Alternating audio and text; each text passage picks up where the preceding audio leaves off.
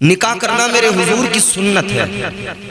चूंकि जब लोग नफरत इस हद तक अपने अंदर पाल लेते हैं और जब उन्हें समाज में मुआशरे में बिगाड़ पैदा करना होता है, तब वो मजहबों की कदरों को भूल जाते हैं, इंसानियत को भूल जाते हैं और बेहूदगी का मुजाहिरा करने लगते हैं।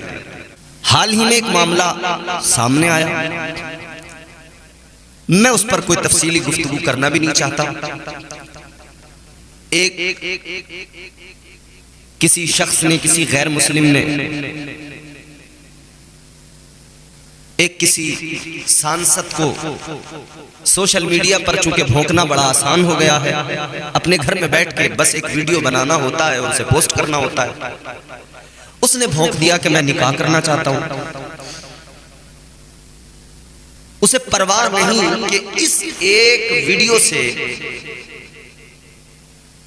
किसके जज्बात को ठेस पहुंचेगी या किसी के दिल पर यह चोट लगेगी, या ये मुआशरे में, समाज में इस एक वीडियो से, इस एक बार भौंकने से कितनी नफरत और मजीद पैदा होगी। मैं इस पर ज्यादा तो बात नहीं करूंगा, मगर मैं एक बात जरूर कहना चाहूंगा।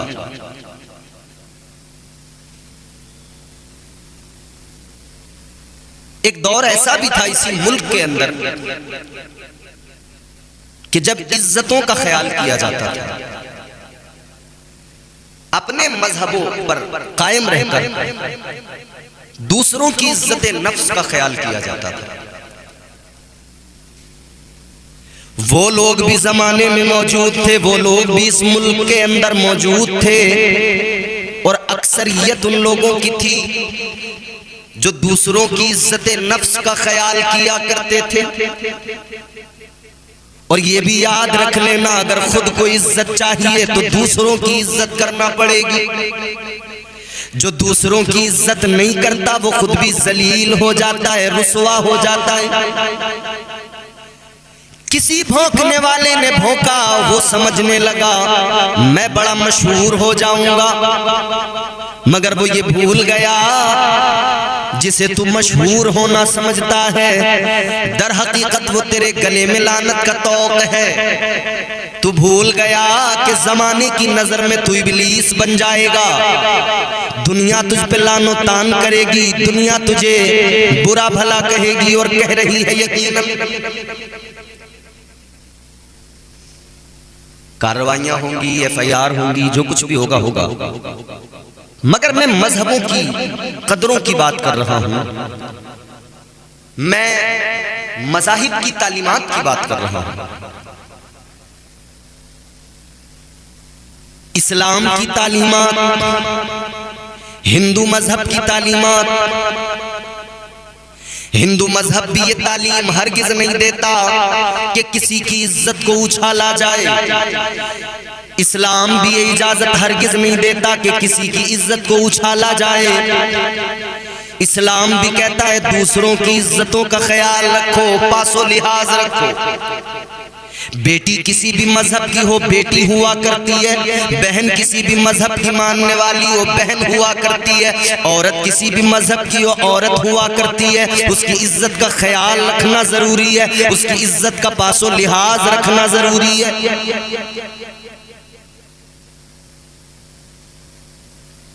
क्या वो किसी की बेटी नहीं? क्या वो किसी की बहन नहीं? किसने तुझे हक दिया कि तू एक इस मुल्क की एक बेटी, और वो भी ऐसी बेटी कि जिसको इस मुल्क की आवाम ने चुनकर सांसद बनाकर भेज दिया, जिसे इस मुल्क की आवाम ने चुना, लोगों ने वोट दिए हैं। मैं आईनी तकाज़ों को सामने रखकर बात कर रहा हूं। सोचने वाली बात यह है कि जब एक नेता, सांसद यहां महफूज नहीं, तो फिर सोचा जा सकता है नफरत किस उरूज पर है। बाकी लड़कियों का, बाकी बहनों का लोग उनके साथ में या क्या सलूक करते होंगे, या उनके बारे में क्या ख्याल करते होंगे, या कितनी गंदगी लोगों के जहनों में आ चुकी है। दूसरों की इज्जत से खिलवाड़ करने वाला शख्स खुद बेइज्जत हो जाता है। मैं बार बार ये बात बता रहा हूं। कल तूने अगर उसकी इज्जत पे बात न की होती तो तेरे घर तक बात ना आती। तूने कल एक बेटी की इज्जत पे बात की तो तेरे घर तक बात पहुंच गई। अब तुझे जवाब में लोग बोल रहे हैं, तेरी बहन तक बात आ गई, हम तो उसको भी पसंद नहीं करते। मगर सवाल ये है, तू किसी के साथ अगर इसका ख्याल न रख के कि किसी की इज्जत है, और तू अगर ऐसे अल्फाज चुनेगा, ऐसी बकवास करेगा, तो तैयार रह, जो तीर तूने छोड़ा है वो पलट कर तेरी तरफ जरूर आएगा। और खुदा के लिए अभी भी वक्त है, नफरत को खत्म करो। नफरत खा जाएगी मुआशरे को, नफरत तबाह कर देगी समाज को। इस नफरत से आखिर मिला क्या है? कब तक मजहबों के नाम पर लड़ते रहोगे? आप अपने मजहब के साथ मुखलिस रहो, हम अपने दीन के साथ मुखलिस हैं। हमारा तो कुरान हमें सिखाता है, लकुम दीनुकुम वलिय दीन, तुम्हारा दीन तुम्हारे साथ, हमारा दीन हमारे साथ। तुम अपनी मजहबों की, अपने मजहब की कदरों के लिहाज से अपनी जिंदगी गुजारो। तुम अपने मजहबी उसूल, तौर तरीके, कवानीन अपनाओ, उन्हीं के मुताबिक जिंदगी गुजारो।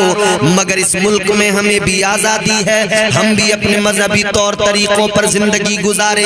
ये हमारे लिए हमारे संविधान ने, हमारे कानून ने हमें आज़ादी दी है, और ये आज़ादी, ये हक हमसे कोई छीन नहीं सकता है। मगर इतना जरूर सुन लीजिए और दुनिया जान ले, इस मुल्क के जितने ये नफरती चिंटू हैं समझ ले, नफरत एक दिन भयानक रूप इख्तियार करती है। नफरत इंसानियत को खा जाती है, नफरत इंसानियत की जड़ों को खोखला कर देती है।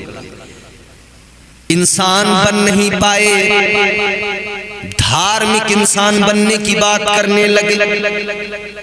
इंसानियत अपने अंदर अभी पैदा नहीं कर पाए, अपने आप को बड़ा धार्मिक बताने लगे। मजहबी जुनून सर पे सवार हो गया। अरे पहले इंसान बनो, हर मजहब की यही तालीम है, इंसानियत। इंसानियत क्या है? इंसानियत, मगर एक बात जान लीजिए, इंसानियत इल्म से सीखता है बंदा, और जब इल्म ना हो, तालीम से दूर हो जाए, इंसानियत खुद ब खुद चली जाएगी। इंसानियत उसके अंदर नहीं आ पाएगी। कहने को वो इंसान होगा, मगर बिल्कुल जानवरों जैसा उसका बर्ताव होगा। इंसान बनने के लिए इल्म जरूरी है, मगर हम तो देख रहे हैं यहाँ तो कोशिशें ये हो रही हैं कि किसी भी तरह से इल्म से लोगों को दूर किया जाए, तालीम से दूर किया जाए। इसी वजह से तो 28,000 स्कूलों को ताला लगाकर 28,000 से भी ज्यादा शराब खाने खोल दिए गए। क्या अजीब दौर आ गया ना। स्कूल बंद हो रहे हैं, शराब की दुकानें खुल रही हैं, और फिर बात हो रही है कि साहब ये दौरे जदीद है, अब तरक्की का दौर है, हम विश्व गुरु हैं। किस मामले में? बड़ी खुशी होती अगर स्कूलों का बेहतरीन इंतजाम कर दिया जाता, अगर तालीम, निज़ाम तालीम को बेहतर बना दिया जाता। ये कदम था जो यकीनन विश्व गुरु बनाएगा।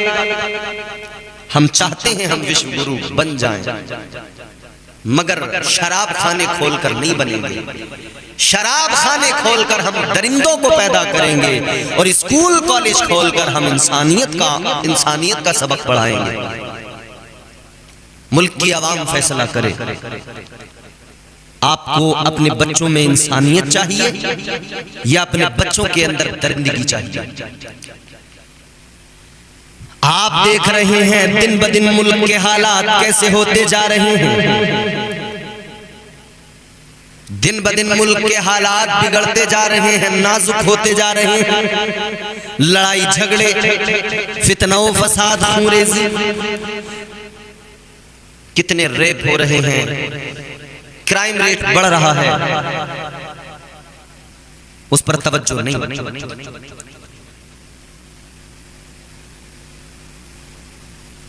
यह अजीब दौरे तरक्की है कि जिसमें इंसानियत दम तोड़ती जा रही है। यह अजीब दौरे तरक्की है कि इंसानियत कमजोर होती जा रही है।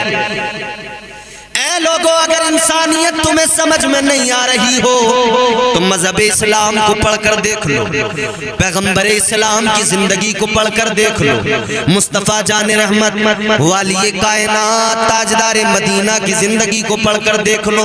इंसानियत क्या है समझ में आ जाएगा। मेरे आका की बारगाह में अपने आते अल्लाह के नबी उनको भी इज्जत से नवाजते, गैर आते मुस्तफा जाने रहमत उनसे भी मोहब्बत का सलूक करते। हत्ता के यहूदी ईसाई आका की बारगाह में आते, हुजूर उनको भी इज्जत देते बतौर इंसानियत। एक यहूदी खातून लोगों को तंग किया करती थी, गालियां दिया करती थी, लोगों को बुरा भला कहा करती थी, गालियां दिया करती थी। कोई उसके मुंह नहीं लगता था, सामने अगर उसको देख लिया लोग अपना रास्ता बदल कर निकल जाते थे। अब आप सोचें वो किस परले दर्जे की औरत थी, किस दर्जा बदतमीज रही होगी। हमारे यहाँ मुआशरे में आज भी कुछ औरतें हम देखते हैं कि निहायत उनकी जबान पर जो है गालियां और ये सब बदतमीजियां होती हैं। अभी पिछले दिनों सोशल मीडिया पर बाढ़ आ गई गालियां देने वालों की। 2 लड़कियां भी फिलहाल में उनको गिरफ्तार भी किया गया था, फिर उनको बेल भी हुई, वो भी गालियां।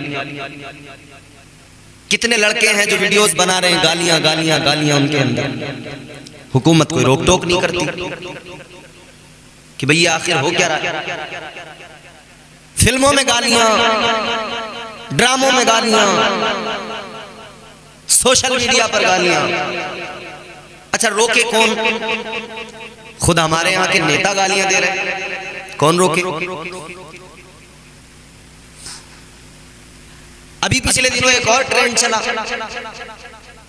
4-4 बच्चों की माएं भाग रही हैं, 3-3 बच्चों को छोड़कर, और सिर्फ भाग नहीं रही हैं, अपने शोहरों को कत्ल करके। कोई गर्दन काट के, कोई जिस्म के टुकड़े टुकड़े बना के ड्रम में डालकर सीमेंट से पैक कर देती है। कोई पुल के ऊपर से शोहर को नदी में धक्का दे देती है। कोई जहर दे रही है, कोई गर्दन काट रही है। क्या है ये सब कुछ? आप आजादी के नाम पर बेगैरती को फरोग दे रहे हो। और जब तक आजादी के नाम पर बेगैरती को फरोग दिया जाएगा तब तक ये इंसिडेंट होते रहेंगे। आजादी है क्या? ये जो लिबरल खवातीन आजादी के नारे लगाती हैं, इनसे पूछो आजादी है क्या? आजादी इसका नाम है कि तुम्हारी इज्जत महफूज रहे, तुम सुकून से इज्जत की जिंदगी गुजार सको। नंगा होने को आजादी नहीं कहते, बेगैरती को आजादी नहीं कहा जाता। बहरहाल कहने का मकसद ये, एक बदतमीज औरत, गालियां देने वाली, लोगों की तौहीन करने वाली, वो रास्ते से गुजरे, उसके सामने कोई आए तो रास्ता बदल दे अपना, कि सामने अगर पड़ गया तो न जाने क्या कह दे। डर है अपनी इज्जत का, गाली न दे दे। लेकिन आओ मैं तुम्हें अखलाक मुस्तफा दिखाऊं, किरदार मुस्तफा तुम्हें दिखाऊं। महबूबे खुदा ताजदारे मदीना एक रोज बैठे हुए खाना तनावुल फरमा रहे हैं, रोटी खा रहे हैं। आ गई सामने से वो यहूदन, वो गालियां देने वाली औरत। उसने जब देखा मेरे आका को, इरादा बना लिया आज इनको तंग करना है, इनको परेशान करना है। आगे आई, मेरे आका रोटी खा रहे हैं। हुजूर ने यूं लुकमा लिया रोटी का, सब्जी के अंदर सालन में उसको भिगोया। मेरे आका उसको अपने मुंह के करीब लाए, उस लुकमे ने लभाए, मुस्तफा को चूमा। सामने से वो औरत आई, उसने हाथ बढ़ाकर लुकमा छीन लिया, अपने मुंह में रख लिया, परेशान करने आई थी। इसने लुकमा छीन के अपने मुंह में रखा, चबाने लगी, आई परेशान करने थी, मगर क्या खबर थी इसे कौन सा लुकमा खाने लगी है। वो जो मुस्तफा के हाथों को टच करके आया है, वो जो लबहाए मुस्तफा का बोसा लेके आया है, ये उसको चबा रही है। मेरे आका ने दूसरा लुकमा लिया, सालन में डुबोया और खुद मेरे आका ने उसकी तरफ बढ़ाया।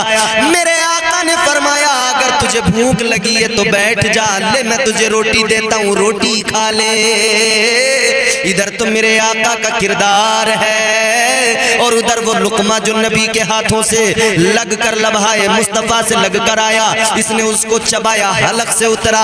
खुदा की कसम, इसके हलक से वो लुकमा ही नहीं उतरा बल्कि ईमान भी उतर गया, सीने में ईमान भी आ गया।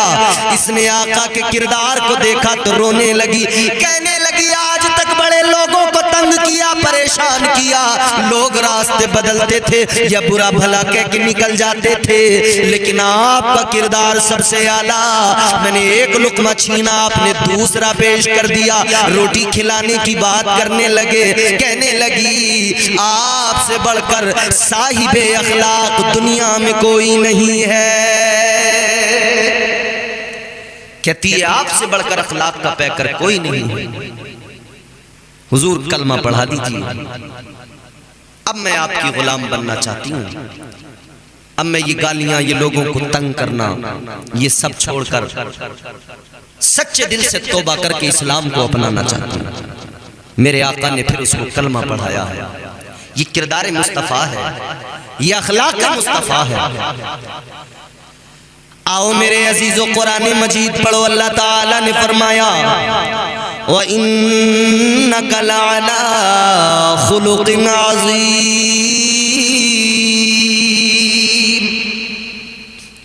अजीम अखलाक के पैकर को मोहम्मद अरबी सल्लल्लाहु अलैहि वसल्लम कहा जाता है।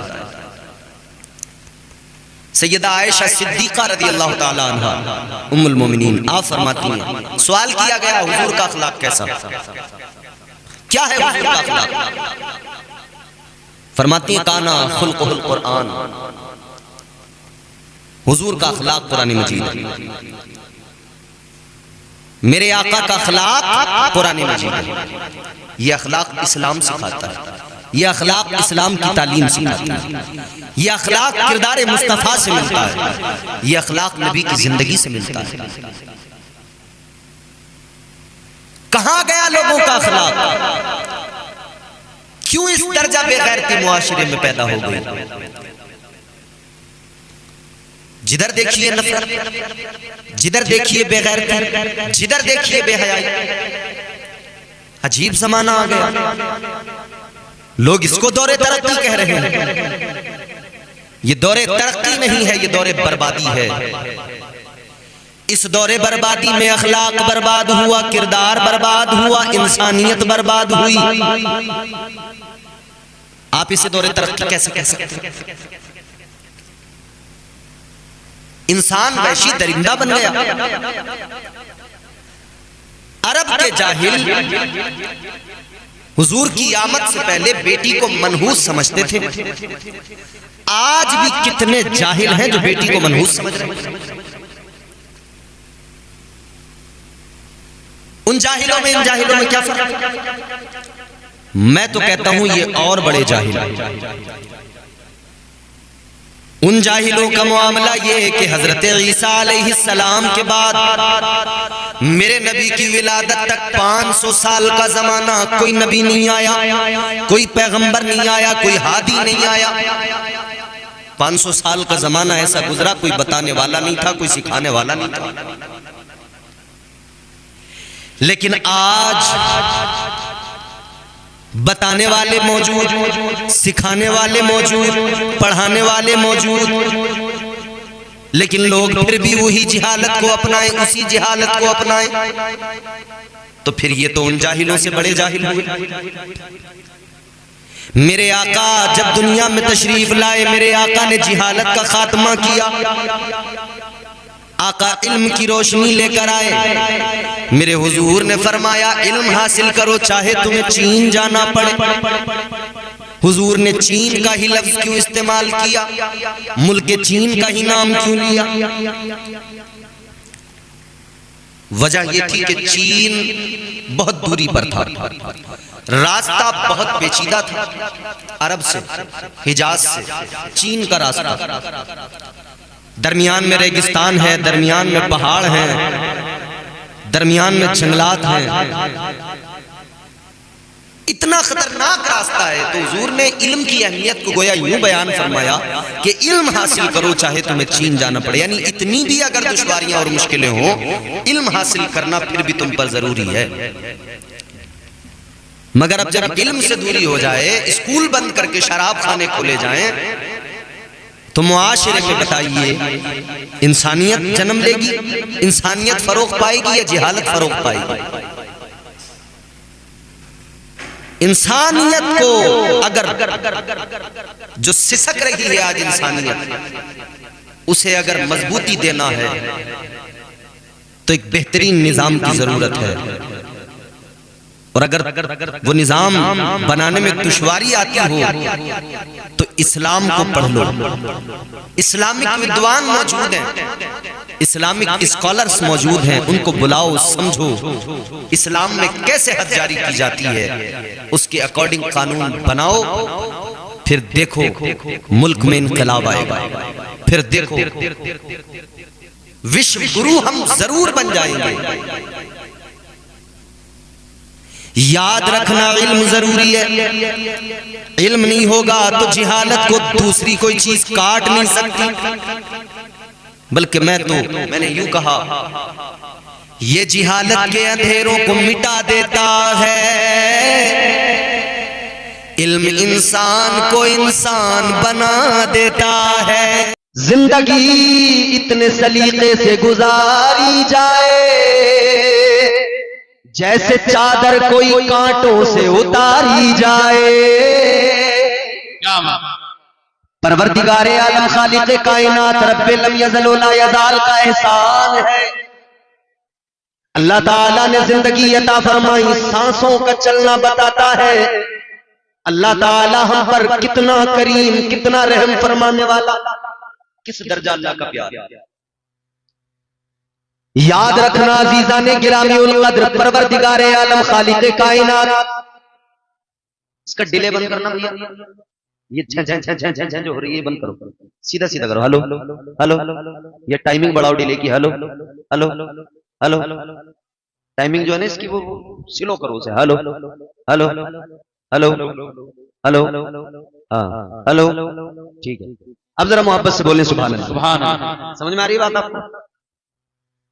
ताजदारे मदीना वाली ये कायनात मुस्तफा जाने रहमत के प्यारे दीवानों, अल्लाह ताला ने बड़ा करम फरमाया। परवरदिगार ने बेशुमार एहसान किए हम पर। ये जिंदगी अल्लाह ने अता फरमाई, ये सांसों का चलना बता रहा है, ये दिल की धड़कनें बता रही हैं। अल्लाह ताला का पता मिल जाएगा, अपने अंदर झांक कर देख लो, रब के करम और उसकी अताएं समझ में आ जाएंगी। अपने अंदर झांक कर देख लो जी, परवरदिगार आलम ने कितने एहसान फरमाए, अल्लाह ताला ने कितना करम किया।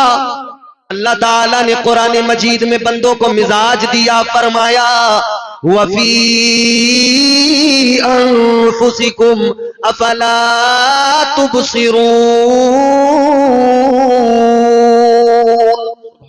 कुरान कहता है अपने अंदर जरा झांक कर देख ले, अपने आप में जरा गौर करके देख ले। ऐ अल्लाह के बंदे अपने ऊपर नजर डाल, अपने ऊपर नजर डाल, खुद को जरा देख ले। खुद को देख, तुझे समझ में आएगा अल्लाह ताला ने तुझे बनाया, उसकी कुदरत तुझे समझ में आएगी। अल्लाह ने तेरी आंखों में जो रोशनी अता फरमाई, दुनिया की सारी टेक्नोलॉजी दम तोड़ जाएगी, सारे डॉक्टर सारा साइंस दम तोड़ देगा, मगर ऐसी रोशनी आंख में कोई नहीं डाल सकता। अल्लाह ताला ने जो ताकत तेरे हाथ को अता फरमाई, अल्लाह ताला ने जो हाथ को घुमाने की सलाहियत तुझे दी है, कोई चाहे जितने रोबोट बना ले, मगर ये सलाहियत, ये ताकत कोई नहीं डाल सकता है। अल्लाह ताला ने जो तुझे सूंघने की ताकत अता फरमाई है, जो अल्लाह ने अता फरमाई है, वैसी ताकत तुझे कोई अता नहीं कर सकता है। याद रखना, इंसान अल्लाह ताला ने जैसा बना दिया, ये फकत उसका बनाना है। कायनात सारी मिलकर कोशिश कर ले, कोई दूसरा ऐसा बना नहीं सकते हैं। जी क्या बात, क्या बात।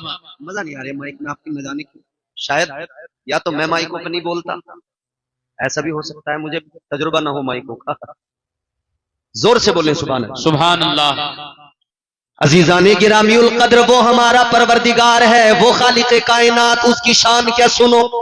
मैं आपको कुरान सुनाऊंगा, अल्लाह का फरमान सुनाऊंगा, मुस्तफा की हदीस से सुनाऊंगा, बस आप थोड़ा सा इत्मीनान से सुनते रहे। परवरदिगार आलम खालिक कायनात,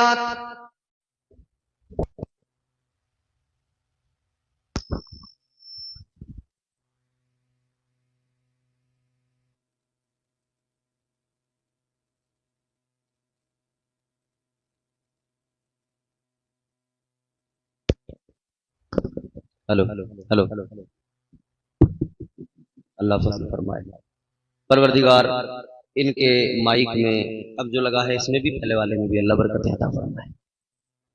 अब जरा जोर से कह दें सुभान अल्लाह।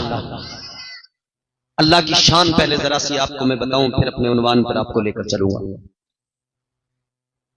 आज अल्लाह ताला ने हमें जमीन दी, घर दिया, मकान दिया, जो कुछ मिला अल्लाह ने अता किया। किसी के पास अगर 50 बीघा जमीन हो या 100 बीघा जमीन, वो उसको एक ज़ौम होता है कि मेरे पास बड़ी मिल्कियत है। जमीन हो तब ज़ौम है, मकान अच्छा बन जाए तब ज़ौम है, आदमी मगरूर होता है। जी। अल्लाह ताला ने जमीन अता की, घर मकान अता किया, परवरदिगार ने कारोबार अता किया, आदमी को ज़ौम हो गया, इंसान मगरूर हो गया, कहने लगा मुझे बड़ी मिल्कियत मेरे पास है, बड़ी दौलत मेरे पास है, मैं बड़ी मिल्कियत का मालिक हूं। मगर सुनो अजीजों, असल मिल्कियत का मालिक तो परवरदिगार है। कुरान मजीद में अल्लाह ने ऐलान फरमाया, तबारकल्लज़ी बियदिहिल मुल्कु व हुवा अला कुल्ली शैइन कदीर। परवरदिगार आलम ने ऐलान फरमाया, कुरान कहता है बड़ी बरकत वाली जात है परवरदिगार की, वही मुल्कों का मालिक, वही सारी कायनात का मालिक। जी। परवरदिगार आलम सारी कायनात का मालिक, वही हमारा खुदा, वही बादशाह, वही नवाजने वाला, वही अता करने वाला। उस परवरदिगार के बेशुमार एहसानात, मगर सबसे बड़ा एहसान ये कि अल्लाह ताला ने हमें अपने महबूब का उम्मती बना दिया। सबसे बड़ा एहसान ये अल्लाह ताला ने हम गुनहगारों को अपना प्यारा महबूब अता फरमाया। अल्लाह अकबर, गौर कीजिए अजीजों, वो प्यारा महबूब अल्लाह ने अता फरमाया कि जिन्होंने सारी रातें अपनी रोते रोते उम्मत के गम में गुजार दी। अल्लाह अकबर कबीरा। मुस्तफा जाने रहमत के गुलामों, आज हमें जो कुछ मिला है अल्लाह ने अता किया है, मगर सदका मदीने वाले मुस्तफा का है। आज के जलसे में आने वालों, एक बात जरा तवज्जो से सुनना और दिल की तख्ती पे लिख के लेके जाना। परवरदिगार ने हमसे पहले भी न जाने कितनों को पैदा किया, पहले भी कितनी उम्मतें दुनिया में आई, मगर अल्लाह ने हम पर खुसूसी करम फरमाया। पहले वालों का हाल क्या था? अगर वो गुनाह किया करते थे अल्लाह ताला का अजाब आ जाता था, अगर वो नाफरमानियां किया करते थे रब का अजाब आ जाता था। याद रखो अजीजों, एक उम्मत ने गुनाह गुनाह किया, अल्लाह ताला की नाफरमानी की, अजाब आ गया, अल्लाह ताला ने उनको बंदर बना दिया। एक नाफरमानी की, अल्लाह ने उनको बंदर बना दिया। अभी बंदर आया, आप देखकर हंसने लगे, आप देखकर उसी में लग गए। मगर सुनो सुनो, एक उम्मत ने एक नाफरमानी की, अल्लाह ताला ने बंदर बना दिया। किस लिए? नाफरमानी की वजह से। किस लिए? बेशक। नाफरमानी की। आज की रात जब जलसा मुकम्मल हो जाए, आप अपने घर जाएं। घर पे जाना, आईना उठाना, अपना चेहरा देखना और चेहरा देखकर अल्लाह का शुक्र अदा करना। अल्लाह की बारगाह में कहना, मौला तेरा बड़ा करम है, उन्होंने एक नाफरमानी की, तूने उनको बंदर बना दिया। मैं तो रात दिन नाफरमानी करता हूं, सुबह से लेकर रात तक नाफरमानियां। ऐ मेरे परवरदिगार, इतनी नाफरमानियों के बावजूद भी तूने मुझे बंदर नहीं बनाया। मैं सुबह बिस्तर से उठता हूं, नाफरमानी करता हूं, दिन भर मैं झूठ भी बोलता हूं, गीबत भी करता हूं, चुगलियां भी करता हूं, मगर तूने मुझे बंदर नहीं बनाया। इतनी नाफरमानियों के बावजूद भी अल्लाह ने बंदर नहीं बनाया, चेहरा नहीं बिगाड़ा, अल्लाह ने चेहरे मस्ख नहीं किए। अल्लाह का शुक्र अदा करना, मौला तेरा बड़ा करम है। या अल्लाह, इतनी नाफरमानियों के बावजूद भी मेरा चेहरा सलामत है।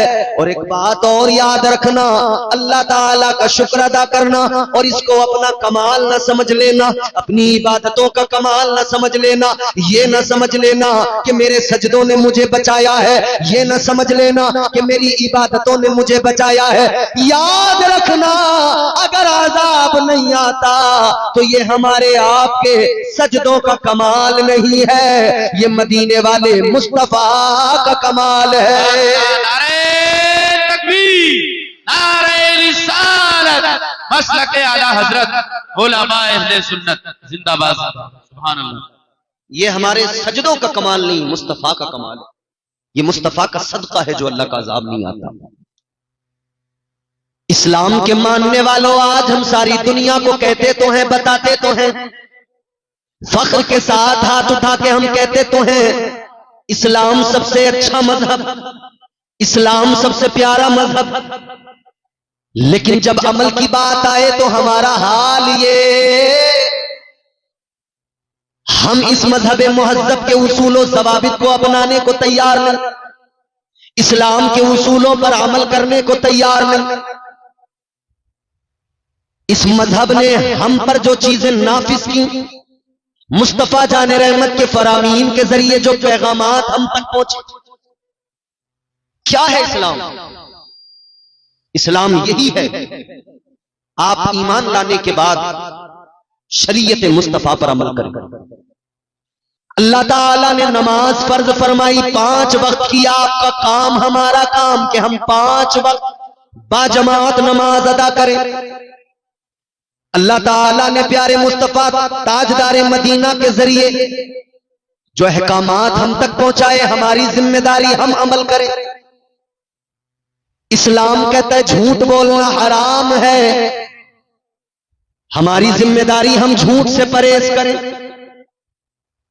याद रखना अजीजों, आज सारी दुनिया के अंदर मुसलमान जिस हाल में है, हम सब वाकिफ हैं, हम रोना भी रो रहे हैं, मगर एक ही कमी है, इतना सब होने के बावजूद भी हमने बदला नहीं है खुद को, अपने अंदर कोई बदलाव हम लेकर नहीं आए।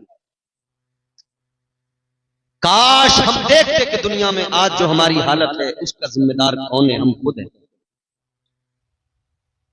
परवरदिगारे आलम ने जो अहकामात नाफिज किए हैं, अगर हम उन पर अमल करने लग जाए, खुदा की कसम, बलाओं को टालने वाली जात अल्लाह की, मुश्किलों को आसान बनाने वाली जात अल्लाह ताला की। ऐ लोगों, हमारा काम इतना हम अल्लाह ताला के नाफिज करदा उसूल व ज़वाबित कवानीन पर अमल करने लग जाए। नमाज इस्लाम में हमको 5 वक्त की अल्लाह ताला ने अता फरमाई, फर्ज फरमाई, नमाज पढ़ने लग जाए ताकि नमाज जब हम नमाज में सर झुकाए हमारा रब हमारी पेशानियों को झुकता हुआ देखकर, हमारी पेशानियों को जमीन पर देखकर राजी हो जाए। अजीजाने गिरामीउल कद्र, आज मुसीबत आई हुई है, आज हालात ये है, एक के बाद एक मस्जिदों पर हमला किया जा रहा है, मगर याद रखना आज हम रो रहे हैं मस्जिदों का रोना, लेकिन फिर भी नमाज पढ़ने को तैयार नहीं, फिर भी पेशानियां झुकाने को तैयार नहीं, फिर भी रब के हुजूर सजदा करने को तैयार नहीं। ताजदारे मदीना ने नमाज की अहमियत बयान फरमाई, परवरदिगारे आलम के प्यारे महबूब ने नमाज का मकाम बयान किया। इधर सुनो, मेरी तरफ देखो, अल्लाह ताला ने नमाज फर्ज फरमाई, मुस्तफा ने ऐलान फरमा दिया, आका ने फरमाया नमाज मेरी आंखों की ठंडक है। ऐ मस्जिदों को बचाने वालों, पहले अपनी पेशानियां मस्जिदों में झुकाओ। मस्जिदों के लिए सिर्फ मैदान में आकर शोर करना काफी नहीं होता, बल्कि पहले मस्जिदों में सर भी झुकाना होता है। और इतना सब होने के बावजूद भी, इतना सब देखने के बावजूद भी हमको क्या चाहिए था कि आज वहां ऐसा हुआ है। चलो हम तो खुद को बदले, हम तो अपने गांव की मस्जिदों को आबाद करें, हम तो 5 वक्त की नमाजें पढ़ने लग जाए। लेकिन अफसोस बराबर है, नमाज पढ़ने को हम तैयार नहीं, अफसोस बराबर है, एक वक्त भी सर झुकाने को हम तैयार नहीं। अल्लाहु अकबर कबीरा। आओ अजीजों, मैं एक बात बताता हूँ, आज अगर आपका कहना यह है कि नमाज में जाने नहीं देता शैतान या नमाज में दिल नहीं लगता हमारा, तो याद रखना मेरे आका ने नुस्खा बता दिया, ताजदारे मदीना ने तरीका बता दिया। आप नमाज को आइए, आप कम से कम आकर नमाज पढ़ना तो शुरू कीजिए। धीरे धीरे धीरे धीरे इस दिल में नमाज की मोहब्बत और अहमियत खुद ब खुद अल्लाह डाल देगा और नमाज में दिल भी लगने लगेगा, नमाज में दिल भी लगने लगेगा। क्योंकि कुरान ने खुद ऐलान किया, अल्लाह ताला ने फरमाया इन्नस्सलात तन्हा अनिल फ़हशाइ वल मुनकर। अल्लाह ने फरमाया नमाज बेहयाइयों से, बुरी बातों से रोकती है। एक अकेली नमाज है मगर रोकती है न जाने कितनी बुराइयों से। मजे की बात मैं आपको बताऊं, नमाज बेहयाइयों से, बुराइयों से रोकती है, मगर जितना आदमी का नमाज में दिल नहीं लगता ना, उससे कहीं ज्यादा नमाज की बात सुनने में दिल नहीं लगता। ये भी एक सच्चाई है। जी जी जी। नमाज की बात भी सुनना आदमी को गवारा नहीं है। जलसों में तो ये सोच रहे हैं लोग कि बस बाहर से मौलाना आए और एक रात में तमाम गांव को जन्नती बना के चले जाए। मौलाना के बाप की जन्नत नहीं है, अल्लाह पाक की जन्नत है। दुनिया भर का कोई भी मौलवी आए, आपको एक रात में जन्नती नहीं बना सकता। याद रखना, जन्नत अल्लाह ताला की, मालिक मुस्तफा। जन्नत में जाना है तो उसी तरीके से जाओगे जो तरीका मुस्तफा ने अता फरमाया है। एक शख्स मेरे हुजूर की बारगाह में आया, आका की बारगाह में आया। एक शख्स कहने लगा, हुजूर कलमा तो पढ़ लूं, ईमान तो ले आऊंगा, मगर नमाज नहीं पढ़ूंगा। सुने, बहुत तवज्जो से सुने। इसका मतलब यह है कि नमाज वाकई इंसान की तबीयत पे उसे वक्ती तौर पर गिरा तो गुजरती है, मगर इसके फवाइद बड़े हैं। और जब एक बार इंसान आदी हो जाए तो फिर उसका दिल भी नहीं लगता है बगैर नमाज। नौजवानों, जलसा कराने वालों, मुबारकबाद है, मगर सुनो सुनो, जिस तरह से जलसे करा रहे हो इसी तरह से मस्जिदों में और जाने लगो, नमाजी और बन जाओ। खुदा की कसम, इधर तुम जलसे भी करा रहे हो और मस्जिदों में जाओगे, नमाज पढ़ोगे, खुदा की कसम तुम्हारी पेशानियों से सजदों का नूर नजर आएगा।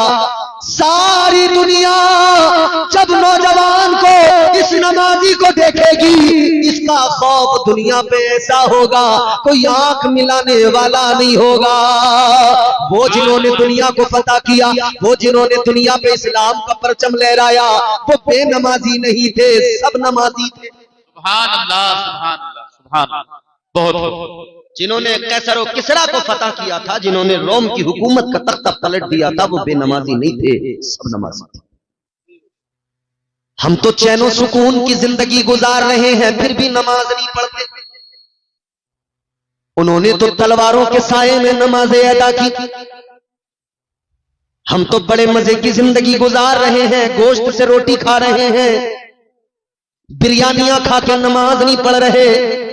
उन्होंने सूखे हुए चमड़े पानी में भिगो भिगो कर उनको चबा चबा कर पेट की आग बुझाई, या कुछ ना मिला तो फाके किए, मगर फिर भी उन्होंने नमाजें अदा की, फिर भी उन्होंने सजदे किए। ये उनकी बात थी।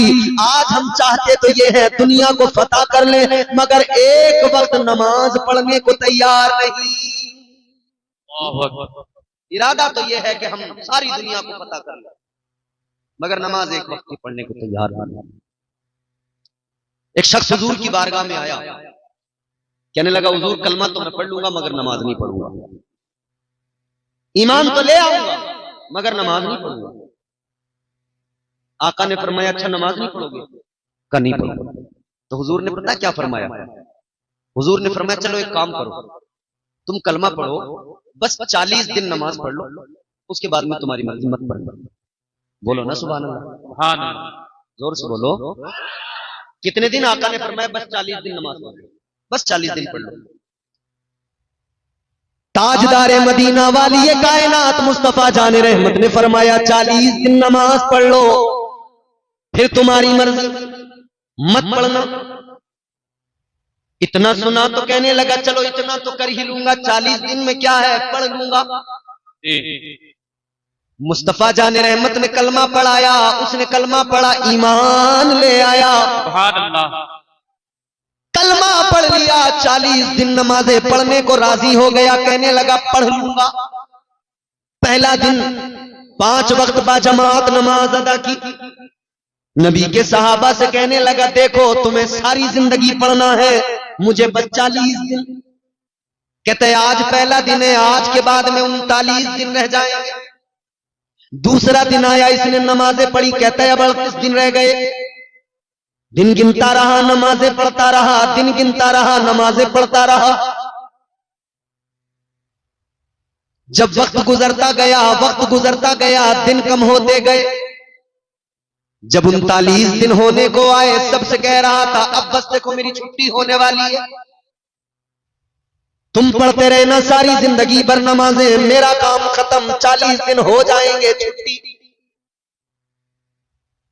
आखिरी दिन आ गया, 40वां दिन, नमाज पढ़ने आया मस्जिद के अंदर। आखिरी दिन आया, फजर पढ़ी, जोहर पढ़ी, मगरिब, ईशा। जब ईशा की नमाज पढ़ने आया, आखिरी नमाज, इसे लग रहा था ये मेरी आखिरी नमाज है। नमाज ईशा अदा की। नमाज ईशा पढ़ने के बाद में घर जाने लगा, सबसे मुलाकात करता है, साहबा से कहता है चलो अब तुम पढ़ते रहना, हमारा हो गया काम। मगर मेरे अजीजों, जब नमाज पढ़ के ये चला गया, सारे साहबा चले गए। दिन आ गया 41वां, फजर का वक्त हुआ। फजर का वक्त हुआ, नमाजी जब मस्जिद की तरफ आए, मेरे मुस्तफा के सहाबा जब मस्जिद की तरफ आए, ताजदारे मदीना के सहाबा ने देखा जो आदमी रात कह रहा था मेरी छुट्टी, कल से नहीं पढ़ूंगा, आज फजर की नमाज में सबसे पहले आके मस्जिद में बैठ गया। नारे तकबीर, नारे रिसालत, इस्लाहे मुआशरा कॉन्फ्रेंस जिंदाबाद, सुभान अल्लाह। 41वें दिन सबसे पहले मस्जिद में आ गया। वाह। साहबा ने आकर देखा ये तो मना कर रहा था अब नमाज नहीं पढ़ूंगा, मस्जिद में कैसे आया? मेरे मुस्तफा जाने रहमत के प्यारे दीवानों, गौर करो, 41वां दिन है, सबसे पहले मस्जिद में आ गया, मस्जिद में बैठ गया।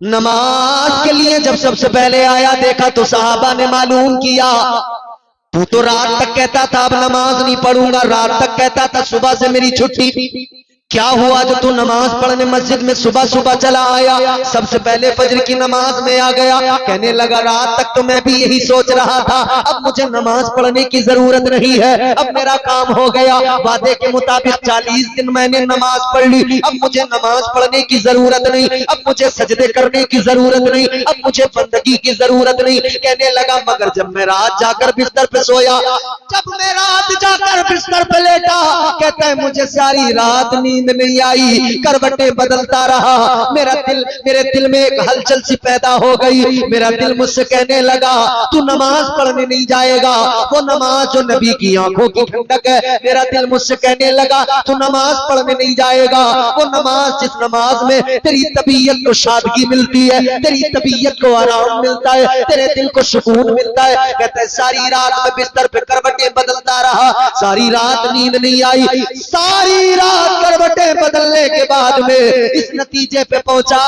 कि अब नमाज के बगैर मुझसे रहा नहीं जाएगा। कहने लगा 40 दिन की नमाज ने मुझे ऐसा बदल दिया, अब कोई मुझे रोकेगा तब भी मैं रुक नहीं पाऊंगा, बल्कि अब मैं जब नमाज पढ़ूंगा तभी मेरे दिल को सुकून आएगा। बहुत खूब। कहते हैं अब अगर नमाज नहीं पढ़ूंगा तो मेरे दिल को करार ही नहीं मिलेगा, सुकून ही नहीं मिलेगा। ये नमाज वो है कि बंदा पढ़ने तो लगे, दिल खुद ब खुद लग जाता है। एक अल्लाह वाले थे, एक बुजुर्ग से उनकी बारगाह में एक शख्स आया, कहने लगा हुजूर नमाज में दिल नहीं लगता। आप लोगों का लगता है दिल? ये बड़ा खतरनाक सवाल है। लगता तो 5 वक्त की पढ़ते हैं, नहीं पढ़ते हो तो मतलब साफ है कि लगता नहीं है। मगर सुनो, जिनका नहीं लगता है उनके लिए बात बता रहा हूं, बड़े फायदे की बात बता रहा हूं, जिनका नमाज में दिल नहीं लगता। अल्लाह वाले की बारगाह में एक आने वाला आके कहने लगा नमाज में दिल नहीं लगता, क्या करूं? अल्लाह वाले ने फरमाया सुन, नमाज में अगर तेरा दिल नहीं लगता तो तुझे खुशखबरी सुना रहा हूं। कहा कैसी खुशखबरी? अल्लाह वाले ने फरमाया खुशखबरी ये है अगर तेरा नमाज में दिल नहीं लगता है तो तुझे डबल सवाब मिलेगा, तू बस नमाज पढ़ता रहे। सुभान अल्लाह। नमाज में दिल भले नहीं लगता है मगर तू पढ़ता रहे, तुझे डबल सवाब मिलेगा। कहने लगा हुजूर डबल कैसे? फरमाने लगे डबल इसलिए मिलेगा, एक तो ये कि तेरा दिल नहीं लगता, तबीयत नहीं लगती, फिर भी पढ़ रहा है तो शैतान के वसवसों से, शैतान के मक्र से बच कर आ रहा है, खुद को जबरदस्ती नमाज के लिए ला रहा है। इस जबरदस्ती आने और लाने पर, दिल ना लगने के बावजूद नमाज पढ़ने पर एक तो इस पर तुझे सवाब मिलेगा और दूसरा नमाज पढ़ने पर अल्लाह तुझे सवाब अता करेगा। फरमाने लगे अगर तेरा दिल नमाज में नहीं लगता और ज्यादा पढ़, अल्लाह ताला डबल सवाब अता फरमाएगा, परवरदिगार तुझे मजीद सवाब अता फरमाएगा। याद रखना अजीजों, अगर दिल नहीं लगता है और ज्यादा पढ़ो ताकि अल्लाह ताला डबल सवाब अता फरमाए। तो इस्लाम का पहला ज़ाब्ता तो यह है कि आप नमाजी बने, पहला उसूल तो यह है कि बंदा नमाजी बने। लेकिन हमने मुआशरे में ऐसे भी लोग देखे जो नमाजी तो हैं, नमाज तो पढ़ते हैं मगर नमाजों को बचा नहीं पाते। जितना जरूरी नमाज पढ़ना उसको बचाना भी उतना जरूरी। पहली चीज ये, आदमी नमाज पढ़े तो उसकी नमाज की क्वालिटी ये हो कि उसकी नमाज उसे बुराइयों से बचाए, उसकी नमाज उसे बेहयाइयों से बचाए, उसकी नमाज उसे गीबत करने से बचाए, चुगली करने से बचाए। हमने तो अपने मुआशरे में देखा है, आदमी मस्जिद से नमाज पढ़ के निकलता है, दरवाजे पे आके झूठ बोलने लगता है। आदमी मस्जिद से नमाज पढ़ के निकला, किबला मस्जिद के दरवाजे से उसने गीबत करना शुरू कर दिया। कोई और भी नहीं मिला तो इमाम की। याद रखना नमाज पढ़ना फर्ज है, नमाज को बचाना भी जरूरी। नहीं बचा सके तो क्या, कबूल करना न करना परवरदिगार का काम है, अमल करना हमारा काम। इस्लाम ये कि हम ईमान लाने के बाद में शरीयत पर अमल करें, ईमान लाने के बाद में नमाजें पढ़ें, इबादत करें, बंदगी करें, अल्लाह से डरें। अगर ज़कात फर्ज है तो ज़कात दें, अगर इस्तिताअत रखते हैं तो हज अगर फर्ज है हज करने जाएं। नमाज, रोजा, हज, ज़कात ये फराइज है। इस्लाम को मानने वालों, इस्लाम पर अमल करने वालों, इस्लाम के उसूल और ज़वाबित दिए हैं। लेकिन हमने कितने लोग ऐसे भी देखे कि वो नमाज भी पढ़ रहे हैं, रोजे भी रख रहे हैं, हज भी करके आए हैं, मगर हज करने के बावजूद भी झूठ बराबर है, नमाज पढ़ने के बावजूद भी झूठ बराबर है, तमाम नेक अमाल करने के बावजूद भी गीबत कर रहे हैं, चुगलियां कर रहे हैं। जानते हो इस सब का असल रीजन क्या है? वजह यह है मेरे अजीजों, आज हमारे अमाल में दिखावा है, रियाकारी है, खुलूस नहीं है। इबादतों में खुलूस होना चाहिए, दिखावा ना हो, रियाकारी ना हो। खुलूस अपनी अमल में शामिल करो, खुलूस अपने अमल में पैदा करो। खुलूस ना हो तो अमल किसी काम का नहीं, खुलूस ना हो तो अमल का कोई फायदा नहीं। अल्लाह अकबर कबीरा, गौर फरमाइए, ये इस्लाम है, ये प्यारा इस्लाम जो बंदे को हर तरह से संवारता है, हर तरह से आरास्ता करता है। पैदा होने से लेकर कब्र की आगोश में जाने तक इस्लाम तमाम जिंदगी का सलीका सिखाता है, इस्लाम तमाम जिंदगी गुजारने का ढंग अता फरमाता है। जब बच्चा पैदा हो आपको करना क्या है ये भी इस्लाम बता रहा है। जब बच्चा आपका बड़ा हो उसकी तरबियत कैसे करना है ये भी इस्लाम सिखाता है। जब आपका बच्चा जवान हो जाए तब वो जिंदगी कैसे गुजारे ये भी इस्लाम सिखाता है। और जब बुढ़ापा आ जाए तो बूढ़े के साथ में फिर उसकी औलाद को क्या करना है और औलाद के साथ में इस बुजुर्ग को कैसे रहना है ये भी इस्लाम सिखाता है। फिर इस्लाम ये भी सिखाता है कि जब बंदा कब्र में जाए तो कब्र में कैसे उतारना है, कब्र में उतारने का तरीका क्या है, कब्र में रखने के बाद की मंजिलें क्या है, आगे मुनकर नकीर आएंगे, आगे के मामलात क्या है, सब कुछ मेरे आका ने बयान फरमा दिया, सब कुछ मेरे आका ने उम्मत को सिखा दिया। ताजदार मदीना ने सब कुछ बता दिया, सब कुछ सिखा दिया। मगर अजीजों आज हमारी हालत ये, सब कुछ जानने के बावजूद, सब कुछ समझने के बावजूद भी हमारी हालत ये बेअमल बने हुए हैं। आज अगर दुनिया के अंदर अपने मजहब के नाम लेने के बाद में सबसे बड़ी मजहब से दूरी बनाई हुई कौम अगर कोई नजर आती है तो वो मुसलमान नजर आता है। मुसलमान मजहब का नाम तो बराबर लेगा मगर मजहब से बिल्कुल दूर नजर आता है। ये मजहब से दूरी नहीं है तो क्या है कि आज हमारी हालत ये है। मजहब से दूरी नहीं तो क्या है कि ना हम शक्ल से पहचाने जाते हैं ना लिबास से पहचाने जाते हैं। जबकि आपको इशारा करके तो लोग यहां तक कह देते हैं कि कपड़ों से पहचानो, मगर हमारे लोग, बड़ी अजीब बात है, हमें कल्चर जो है ना वो अमेरिका का पसंद आता है, यूरोप का पसंद आता है। हमें नसीहत के लिए तो इस्लाम और अमल के लिए हमें दूसरे कल्चर पसंद है। अमल के मामले में दूसरे कल्चर की बात जहां तक है ना, अगर हमें मुस्तफा का दिया हुआ कल्चर पसंद आया होता तो हमारे चेहरों पे मुस्तफा की सुन्नत होती। अगर हमें कल्चर मुस्तफा का पसंद आया होता तो हमने अपनी तरबियत ऐसे, अपनी बच्चों की तरबियत ऐसे की होती जैसे मेरे मुस्तफा ने हसनैन करीमैन की तरबियत की। हमने अपने बच्चों की तरबियत कैसे की? हमारे बच्चे बिगड़ते गए, हम नजरअंदाज करते गए। हमारे बच्चे गालियां देते गए, हम नजरअंदाज करते गए। हमारे बच्चे रात दिन बेहयाइयों में मुलव्विस रहे, हम नजरअंदाज करते रहे। हमारी कौम की बेटियां बेपर्दा हुई, हमने अपनी आंखों को मूंद लिया। याद रखना, इकबाल ने कहा कि मोहम्मद से वफा तूने तो हम तेरे हैं, ये जहां चीज है क्या लोहो कलम तेरे हैं। सरकारे मदीना ताजदारे दो आलम मुस्तफा जाने रहमत सल्लल्लाहु ताला अलैहि वसल्लम से वफा कीजिए। मुस्तफा जाने रहमत से वफा करने का मतलब ये नहीं कि हम दाढ़ियां मुंडाएं फिर अपने आप को नबी का वफादार कहें, हम झूठ बोले फिर अपने आप को नबी का वफादार कहें। शराबे पिए फिर अपने आप को नबी का वफादार कहे, जुआ खेले फिर अपने आप को नबी का वफादार कहे, गालियां जबानों पर हो फिर अपने आप को नबी का वफादार कहे, और फिर हम कहते हैं हमारी दुआएं कबूल नहीं हो रही है, हमारे साथ बड़ी परेशानियां हैं, बड़ी दिक्कतें हैं, बड़े मसाइल हैं। आज हमारा शिकवा ये हमारी दुआएं कबूल नहीं हो रही है, शिकवा है ना। लेकिन ये देखा कि हमने अपनी जबान को गालियों से गंदा किया, हमने अपनी जबान को झूठ से गंदा किया, हमने अपनी जबान को चुगली और गीबत से गंदा किया। जबान को पाक कीजिए अपनी,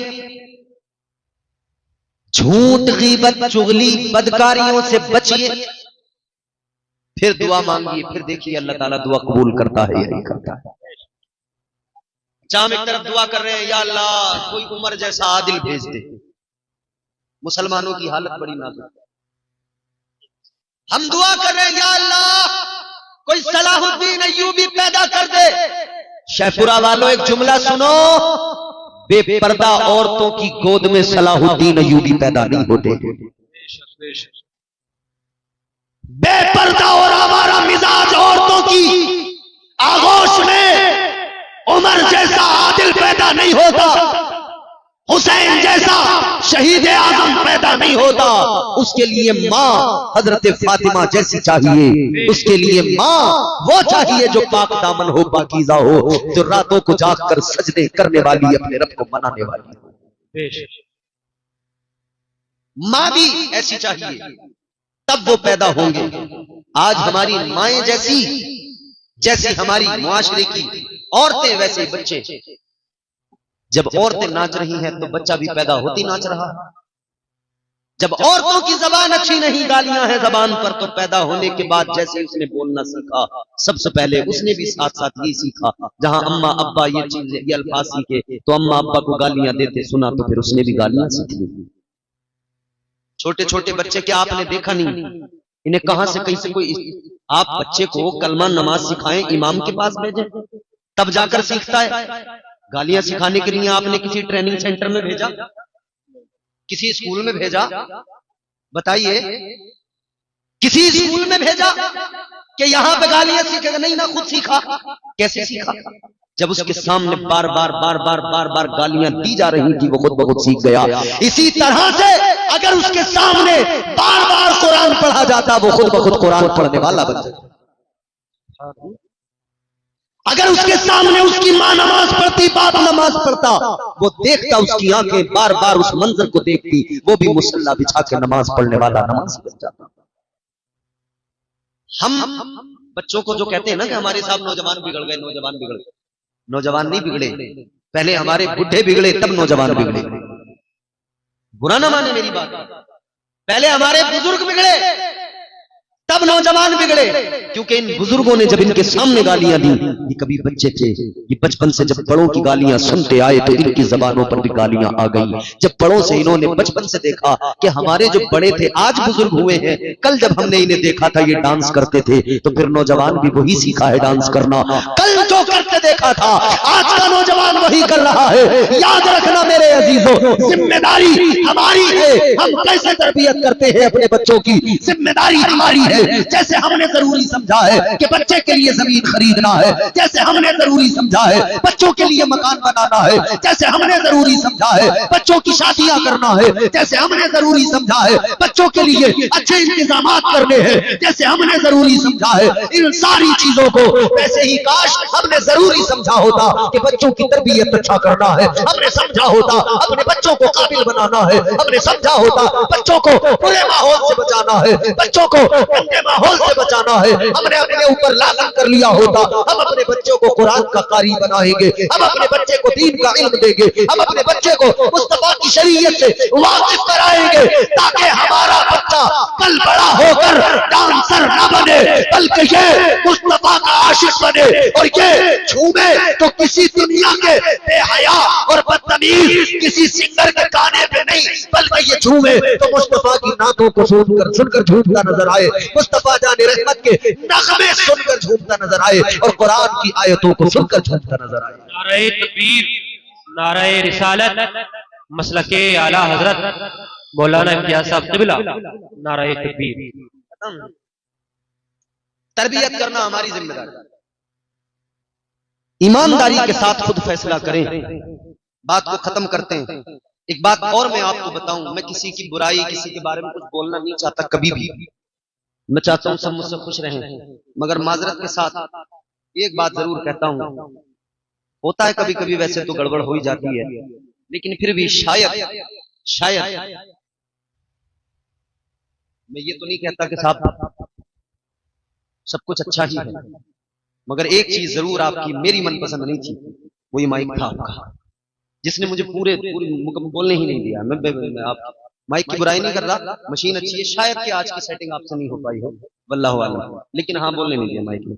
जब मुझे खुद को सुन के अच्छा नहीं लग रहा, तो मैं समझ सकता हूँ कि आपको भी सुन के ज्यादा कुछ खास लग नहीं रहा होगा, मुझे ऐसा लग रहा, बढ़िया लग रहा है, क्योंकि मैं रोज तकरीरें करता हूँ, मुझे खुद को सुन के भी लगता है कि हाँ मुझे समझ में आ रहा है। अभी जब मेरी बात मुझे समझ में ना आए तो तुम्हें कहां से समझ में आ सकती है। मगर खैर, अल्लाह ताला बेहतर फरमाए, इनके काम में बरकतें अता फरमाए, और कोशिश करें हमेशा कि खतीब के लिए जिस तरह का जो खतीब हो उसके लिए वैसा आप सेटिंग करें, तरन्नुम वाले खतीब के लिए उसके लिहाज से सेटिंग की जाए, और जो आम तौर पे बोलने वाले खतीब है उनके लिए उनके हिसाब से आप सेटिंग करें। बिल्कुल सादा बजा दे, खुश बजाने को मतलब नहीं हो तो बोलते चले जाएंगे, लेकिन तरन्नुम में जैसे नात पढ़ने वाला नात के लिए तरन्नुम में उस आपसे माइक का मुतालबा करता है, वैसे तरन्नुम से बोलने वाले खतीब को भी जरा सा आपसे मुतालबा होता है कि माइक की खुशकी दूर हो। मगर खैर, अब मेरी आखिरी बात आप सुने, अल्लाह ताला फिर भी बड़ा करीम है। हम सब इतने गुनाहगार हैं, इतनी तमाम हमारे अंदर खराबियां हैं, हम शराबी भी हैं, हम जुआरी भी हैं, हम बदकारियों में भी हैं, हम कितनी बुराइयों में मुलव्वस, मगर फिर भी अल्लाह ताला हम पर कितने करम फरमाता है। वो नवाजने पे आए तो नवाज दे जमाना, वो नवाजने पे आए तो नवाज दे जमाना, वो करीम ही जो ठहरा तो करम का क्या ठिकाना। फिर भी परवरदिगार इतने करम फरमाता, इतना सब हमारे अंदर खराबियां, फिर भी अल्लाह ताला अज़ाब नाज़िल नहीं फरमाता। इतनी सब खराबियां हमारे अंदर होने के बावजूद भी अल्लाह ताला के हम पर एहसान देखो, अल्लाहु अकबर कबीरा। आखिरी बात आपको बताता हूँ, अल्लाह का करम देख लो, अल्लाह की अताएं देख लो, अल्लाह ताला कितना बड़ा करीम है, कितना बड़ा फजल फरमाने वाला है। कल मैदान महशर का मंजर आप निगाहों के सामने रखिए, नफ्सी नफ्सी का आलम है, परवरदिगार की रहमतें बंदे को बख्शने के लिए मुंतजिर है, बहाने तलाश कर रही है। अल्लाहु अकबर कबीरा। कल मैदान महशर में एक इंसान होगा, परवरदिगार आलम की अदालत में खड़ा होगा, अल्लाह की बारगाह में, अल्लाह की अदालत में खड़ा होगा। परवरदिगार आलम की बारगाह में जब उसके अमाल का वजन किया जाएगा, अल्लाह ताला की अदालत में जब अमाल तोले जाएंगे, अमाल उसके इतने नेकियां और गुनाह, एक पल्ले में नेकियां एक में गुनाह जब वजन किया जाएगा तो इतने कि एक नेकी की बस जरूरत पड़ेगी, एक नेकी कम पड़ जाएगी फकत जन्नत में जाने के लिए, एक नेकी की जरूरत पड़ेगी बस जन्नत में जाने के लिए। दोनों पल्ले बराबर हैं, एक नेकी आ जाए काम बन जाए, एक नेकी मिल जाए परवाने जन्नत मिल जाए। जल्दी सुनो, ये परेशान होगा, सोचेगा एक नेकी कम पड़ गई, काश मैंने कोई एक अमल ऐसा कर लिया होता दुनिया में कि ये एक नेकी की कमी भी पूरी हो जाती और मैं जन्नत का हकदार बन जाता। एक नेकी कम पड़ गई, क्या करूं? अल्लाह ताला की अदालत में अल्लाह ताला ने फरमाया, तुझ पे मैंने बड़े करम फरमाए, बहुत फजल फरमाया, मगर सुन ले, आज एक नेकी तुझे कम पड़ गई तो तेरा रब तुझे एक मौका दे रहा है। मैदान महशर में भी अल्लाह ताला ने एक मौका दिया, फरमाया जा एक नेकी किसी से मांग ले, एक नेकी किसी से ले आ, तू एक नेकी लाएगा तेरा रब तुझे जन्नती बना देगा। इसने सोचा कहां जाऊं, किधर जाऊं, किससे नेकी मांगू? इसके दिमाग में ख्याल आया,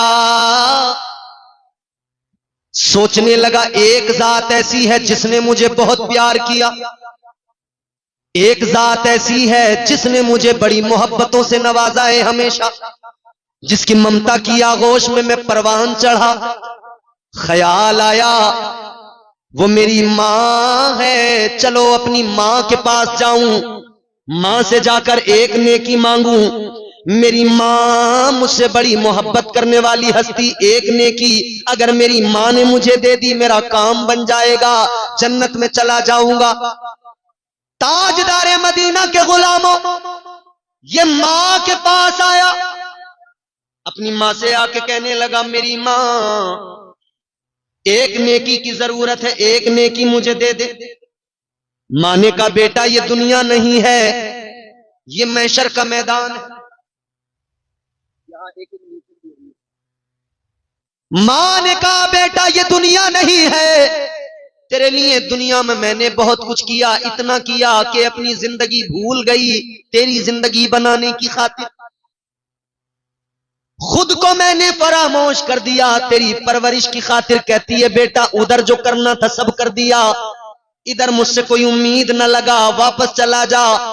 इधर मुझे अपनी फिक्र लगी है, अपने बारे में सोच रही हूं किसी तरह मेरी बख्शिश हो जाए, मेरा काम बन जाए। माँ ने इनकार किया, ये मायूस होकर आगे बढ़ा। सोचा किधर जाऊं, तो ख्याल आया एक जात और है जिसने जवानी से बुढ़ापे तक फिक्र की है, तो मेरी फिक्र की है, सब कुछ किया है मेरे लिए। ख्याल आया मेरा बाप भी तो मुझसे बड़ा प्यार करता था, मेरे बाप ने उंगली पकड़ के चलना सिखाया था, मेरे बाप ने तालीम से मुझे आरास्ता किया था, मेरे बाप ने मेरे लिए प्रॉपर्टी बनाई थी, मेरे बाप ने मेरे लिए मकान बनाया था, मेरे बाप ने मेरे लिए जमीन खरीदी थी, मेरे बाप ने मेरे लिए अच्छी शादी मेरी करके मेरे लिए अच्छी बीवी का इंतजाम किया था, मेरे बाप ने सब कुछ किया था। चलो बाप के पास चलता हूं, शायद मेरा काम बन जाए। अपने वालिद के पास मैदान में शरिया इंसान गया, जाकर कहने लगा अब्बा एक नेकी कम पड़ गई, आज एक काम मेरा कर दो, एक नेकी दे दो। आप मुझे एक नेकी दोगे,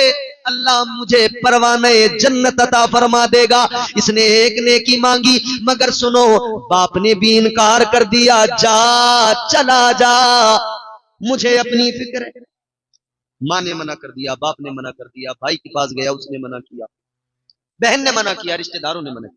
कल किसी से ना सुनेंगे उससे पहले आज कुरान ने समझा दिया, कुरान पढ़कर समझ लो, अल्लाह ने आज मिजाज दे दिया, कल किसी से महशर में उम्मीद न लगाना। कुरान क्या कहता है, अल्लाह ताला ने फरमाया यौम यफिरुल मरउ मिन अखीही व उम्मिही व अबीही व साहिबतिही व बनी। कुरान कहता है कोई उधर काम में ना आएगा, न तेरा माँ, न तेरी माँ, न बाप, न भाई, न बहन, न बीवी, न कोई रिश्तेदार, कुछ नहीं। अलगरज ये जब मायूस हुआ, किसी ने नेकी नहीं दी, तो इसको ख्याल आया कि शायद अब बात बनने वाली नहीं है। कहता है अब तो मुझे दोज़ख में जाना ही है, क्योंकि नेकी नहीं मिली तो जन्नत में कैसे जाऊंगा। ख्याल आया अब काम नहीं बनेगा, तो खुद ही सर झुकाया, शर्मिंदा हुआ, मायूस हुआ और दोज़ख की तरफ चल पड़ा। जब ये चला, रास्ते में इसे एक और मिला, उसने इसके चेहरे को देखा, कहा क्या हुआ, बड़ा गमगीन है। कहने लगा गम क्यों ना हो मुझे, परेशान क्यों ना हो जाऊं मैं, एक नेकी कम पड़ गई, एक नेकी फकत, जिसकी वजह से मैं जन्नत में जाने से रुक गया।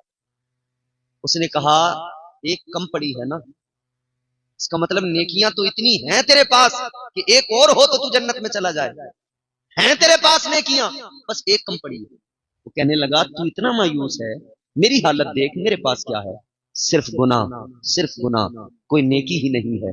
कहा मतलब, कहा बस एक नेकी मेरे पास, तुझे एक कम है, मेरे पास ले दे के एक ही नेकी है।